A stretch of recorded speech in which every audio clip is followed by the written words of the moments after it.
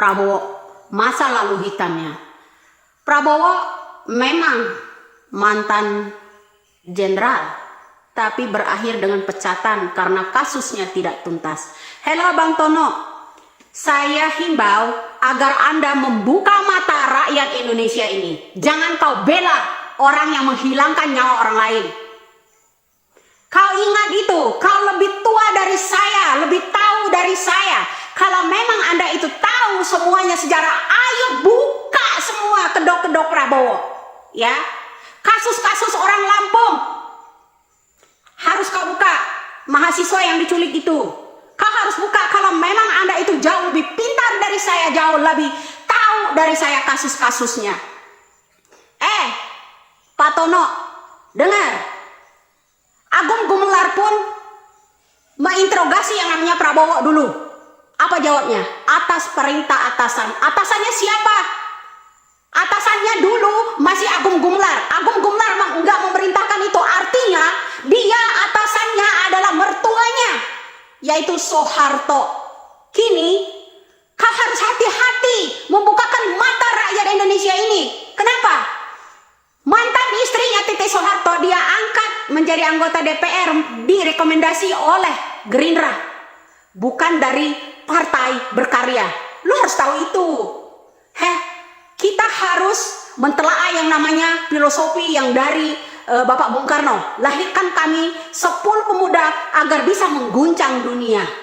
Ya, berikan kami 1000 orang tua agar bisa mencabut semeru beserta akar-akarnya. Kau harus tahu filosofi itu. Ayo kita buka bersama, ya, para orang yang bekerja sama dengan PRRI, bekerja sama dengan komunis, membantai 7 jenderal. Ya, lo harus tahu itu. Kemudian berlangsung lagi 97, 98. Kau biarkan itu, kau bela itu. Katanya lu cinta NKRI. Di mana hati nurani Anda tentang negara ini? Kemudian Anda semua membebaskan yang namanya ras, agama, suku di Indonesia setiap jelang pilpres, agar kita terjadi lagi di masa-masa yang namanya 98 terulang kembali begitu. Maksudnya, dunia ini sudah pintar, sudah cerdas. Bukan zaman batu lagi, ya, zaman bata lagi di zaman Soeharto. Hanya bisa dengan melalui whistle saja. Ini udah canggih, bro. Juga orang-orang yang dari media asing itu membuka di mana mata Anda. Kok belum ada satupun konten Anda itu membukakan mata rakyat Indonesia ini agar tahu siapa dia. Kalau kau mau tahu sejarah audit yang namanya keuangan di era Bung Karno, Bapak yang namanya Prabowo itu, Sumitro Joyo Hadikusumo itu melarikan diri karena diminta audit keuangan negara. Berarti kau ini Tono, ya, kau membela yang namanya bandit-bandit perampok negara, dibiarkan berkembang biak di negara ini. Ya, dengar, bapaknya aja menjadi warga asing. Menjadi warga asing ketika Bung Karno meminta audit keuangan negara kita. Tidak akan terjadi miskin, bro, Indonesia ini. Ketika Bung Karno itu sebelum dikudeta, ya, kau harus tahu itu. Cinta rakyat di mana lo? Pakai kopiah lagi lo. Kok Pajero sih? Panjang jenggot, otak separoh lo. Lo harus dengar. Buka mata, buka telinga. Ayo, suarakan ke rakyat Indonesia ini. Jangan sampai tuli, jangan sampai buta rakyat Indonesia ini. Kau harus tahu bibit dan bobot calon pemimpin ini seperti apa. Ya, PKI, teriak PKI lo pada. Rasisme, etnisitas, kerja lo di Indonesia. Apa yang lo maksud? Orang-orang ketika mengangkat kasus 9798 itu di mana Prabowo-nya? Kabur kan? Menjadi warga yang namanya Jordania sampai belasan tahun. Pulang-pulang bawa Gerindra, bawa Garuda Buntung. Paham lo?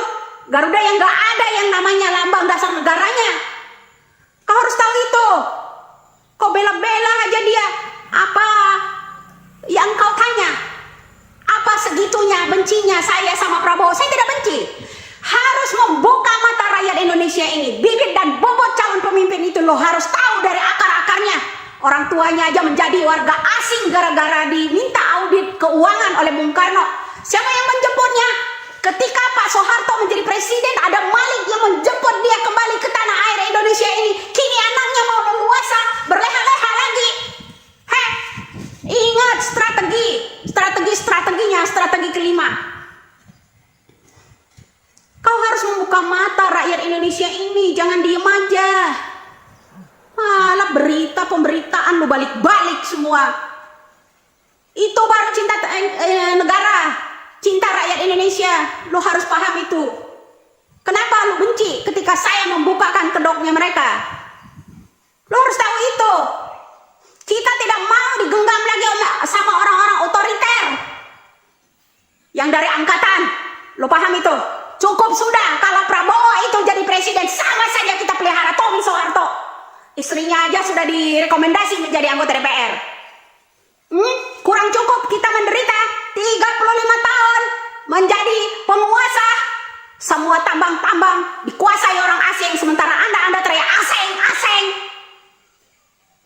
Melek woy, Tono, melek. Geblek lu kebangetan. Lo harus tahu itu. Di mana hati nurani Anda kalau Anda itu mencintai negara ini? Bobot dan bibit itu lo harus jelas, harus membukakan mata rakyat Indonesia ini. Jangan sampai terdokterin rakyat ini dibalik-balik ceritanya. Lo paham? 97-98 Agung Gumelar tidak memerintahkan itu, apalagi menculik mahasiswa. Ketika itu diadili, masih aja dilindungi. Enak aja lu pada. Hukum kok bisa dibeli-beli, dijual-jual begitu aja. Lu baca itu keterangan Agung Gumelar. Lu baca itu keterangan negara asing. Apa yang diperlakukan oleh Prabowo di Indonesia? Sementara dia kabur, hilang tanggung jawabnya. Belasan tahun menyanjung-nyanjung. Lu juga harus tahu yang namanya Samadikun Hartono, orang-orang yang dibelain oleh Prabowo. Samadikun Hartono itu adalah kasus BLBI bersama besannya yang saat ini masih menjabat di anggota MPR. Lo harus tahu itu. Kita harus beberin. Ingat waktu dia ke Jepang, ya, pada saat dia diangkat menjadi Menhan, tidak ada orang yang mengucapkan selamat atas terpilihnya dia sebagai Menteri Menhan. Lalu dia pergi ke Jepang happy-happy. Ya, lo nggak tahu itu. Melek makanya rakyat Indonesia. Jangan diam aja. Ada orang yang mengungkap kebenaran itu, kalian sangat membencinya. Apa-apaan ini? Yap, saya kira semakin kesini Nyai Widya semakin keras terhadap Prabowo. Ini semua semata-mata untuk bagaimana agar masyarakat Indonesia sadar akan perilaku Prabowo, perilaku kejam Prabowo yang tidak berkemanusiaan, hanya berpikir soal kepentingan pribadinya, tidak berpikir soal masyarakat. Bagaimana kalau beliau jadi presiden, sudah hancur negara ini. Nah, tujuannya Widya untuk menyuarakan semua ini bagaimana agar kita tidak kembali lagi ke zaman normal, dimana mereka ini menjajah bangsanya sendiri, hanya berpikir soal isi perutnya sendiri. Saya kira bukan cuma Prabowo, tapi bapaknya Prabowo pun disentil oleh Widya. Saya kira masyarakat memang perlu tahu soal sejarah Prabowo bagaimana dan orang-orang yang di sekelilingnya seperti apa. Nah, tadi sudah diterangkan oleh Widya, mungkin kita sedikit paham persoalan itu, sahabat-sahabat bisa paham persoalan itu. Jadi orang yang masih menyanjung tinggi keluarga Orba ini, keluarga Cendana ini yang berkuasa pada saat Orde Baru, mungkin bisa dipikirkan baik-baik, ditelaah apa yang menjadi penyampaian Widya tadi, dan sebaiknya Anda membuka mata hati Anda agar bisa menyadari bahwa masa lalu Prabowo memang tidak bisa diterima. Sebaiknya Prabowo tidak usah lagi berpikir soal kekuasaan dan menjadi presiden di negara ini, tetapi lebih baik Prabowo istirahat dan perbanyak taubat atas perilaku-perilaku kejam di masa lalu. Saya kira hanya itu. Saya akhiri dan ucap Assalamualaikum warahmatullahi wabarakatuh.